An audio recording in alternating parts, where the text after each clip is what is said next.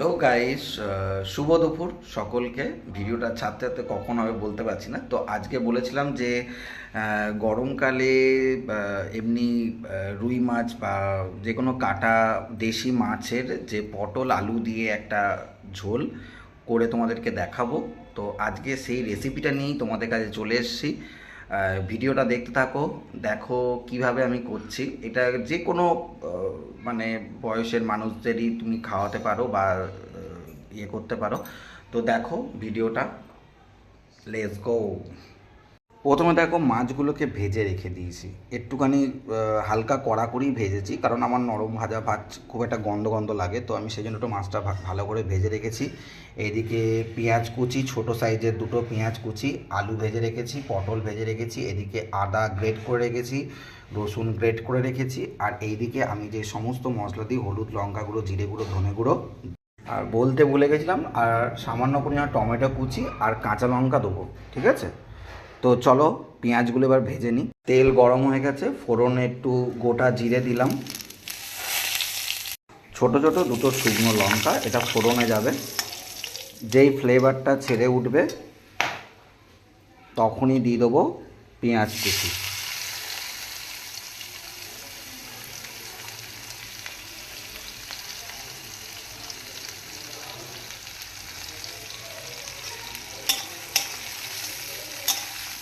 সামান্য নুন আর চিনি দেবো পেঁয়াজটা নরম হতে, এবং কালার আসার জন্য সামান্য একটু চিনি আর একটু নুন। সামান্য দিলাম একটু চিনি, সামান্য একটু নুন, কারণ ভাজাভাজিতে নুন দিয়েছি, নুনটা টেস্ট করে পরে আবার দেবো। চলো এবার পেঁয়াজটাকে ভেজে নিই, একটু ভাজা ভাজা হলে তারপরে রসুনটা দেবো। পেঁয়াজ ভাজা হয়ে গেছে, এবার দেবো রসুনটা। রসুন ভাজা হচ্ছে, পেঁয়াজও ভাজা হচ্ছে। তো এবার একটা কথা বলা, কেউ ভিডিওটা স্কিপ করবে না, অবশ্যই লাইক কমেন্টস করতে কেউ ভুলবে না, আর পারলে একটু সাবস্ক্রাইব করে দিয়ে পাশে থেকো, সাথে থেকো, দেখতে থাকো রান্নাটা। তো রসুনটাও ভাজা হয়ে গেছে, এবার দিয়ে দেবো আদাটা। আদা যেটা গ্রেট করে রেখেছিলাম, আদা গ্রেটটা দিয়ে দেবো, দিয়ে একটু ভাজতে হবে, নাহলে আদা আদা গন্ধ ছাড়বে। আদাটা ভালো করে একটু ভেজে নিই। কড়াইটা কালো বলে কেউ যাবার জন্য ইয়ে করো না, এটা হচ্ছে নাকি যে লোহার কড়াই। আদাটা ভাজা প্রায় কমপ্লিট। তো এবার দেবো টমেটো কুচি, দিয়ে এইটা একটুখানি টমেটোটা যতক্ষণ নরম হচ্ছে ততক্ষণ একটু কষে নিতে হবে।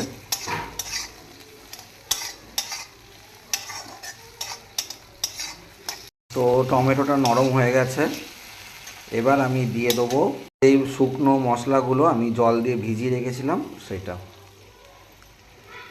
রেডি করে রাখলে খুব অল্প টাইমের রান্না, সহজ পদ্ধতি। মশলাটাকে কিন্তু ভালো করে কষাতে হবে যতক্ষণ না তেল ছেড়ে বেরিয়ে আসছে। গ্যাসটা কমিয়ে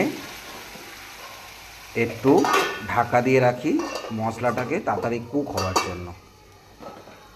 ঢাকা দিলে মশলাটা খুব তাড়াতাড়ি পাকবে এবং খুব তাড়াতাড়ি একটা ফ্লেভার পাবে তোমরা, এবং তেলও ছাড়বে। দেখো, দেখা যাক খুলে মশলাটা কতদূর কী হলো। এই দেখো, পুরো তেল ছাড়তে আরম্ভ করেছে, দেখতে পাচ্ছ নিশ্চয়ই, তেল ছাড়তে আরম্ভ করেছে অলরেডি, মানে মশলাটা হওয়ার মুখে। আরেকটু ভেজে নেবো আমরা মশলাটাকে ভালো করে। দেখো, দেখি, আমার মনে হচ্ছে এবার হয়ে গেছে। হ্যাঁ, মশলা রেডি,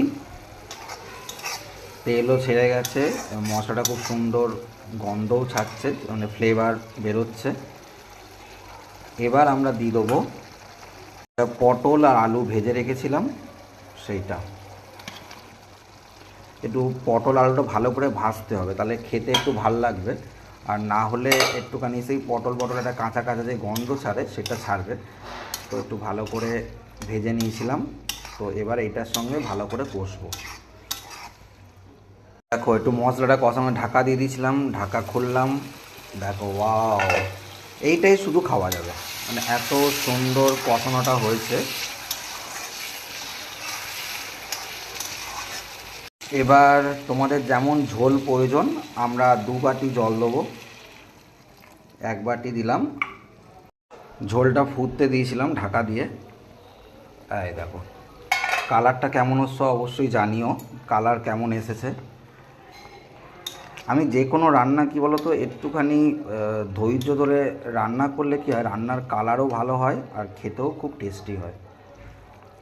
দেখো একটু ফুটুক, তারপরে মাছগুলো দেবো, তারপরে একটা মশলা দেবো, স্পেশাল মশলা যেটা যেটা আমার মা সাধারণত করে রাখে, সব রকম মশলা মিশিয়ে ভেজে সেটাকে গুঁড়ো করে রাখে, সেই মশলাটা দেবো। দেখতে থাকো।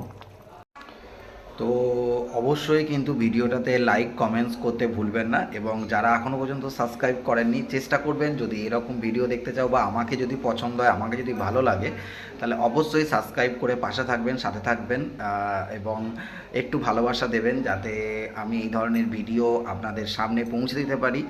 তো দেখতে থাকো রান্নাটা। পরে কি ঝোলটা দেখুন ফুটছে, এতে আলুটাও সেদ্ধ হবে, পটলটাও ভালো করে সেদ্ধ হবে এবং সমস্ত ফ্লেভার মিশে মিলে একরকম মানে অন্যরকম একটা টেস্ট নেবে। এবার দেবো মায়ের সেই স্পেশাল মশলাটা, এই যে সেই মায়ের স্পেশাল মশলা, সব রকম মানে মশলা দিয়ে গুঁড়ো করে ভেজে গুঁড়ো করে রেখেছি, ওইটা দিলাম। ঝোলের টেস্ট এবার দ্বিগুণ হয়ে যাবে। আর একটা জিনিস দেওয়া বাকি আছে, যেটা সবাই দাও, আমিও দেবো, গরম মশলা, সেটা একটু পরে দেবো। মাছগুলো দিয়ে এবার ভাজা মাছগুলো এবার দিয়ে দেবো।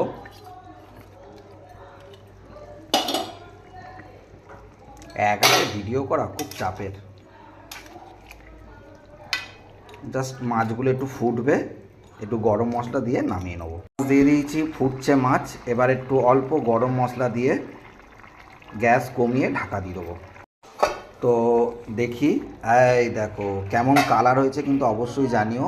মাছের ঝোল কমপ্লিট, বেশি ঝোল করিনি কারণ আমাদের অত ঝোল কেউ খায় না, সেই জন্য হালকা ঝোল করেছি। এই যে এইটা ভাত দিয়ে খেতে কিন্তু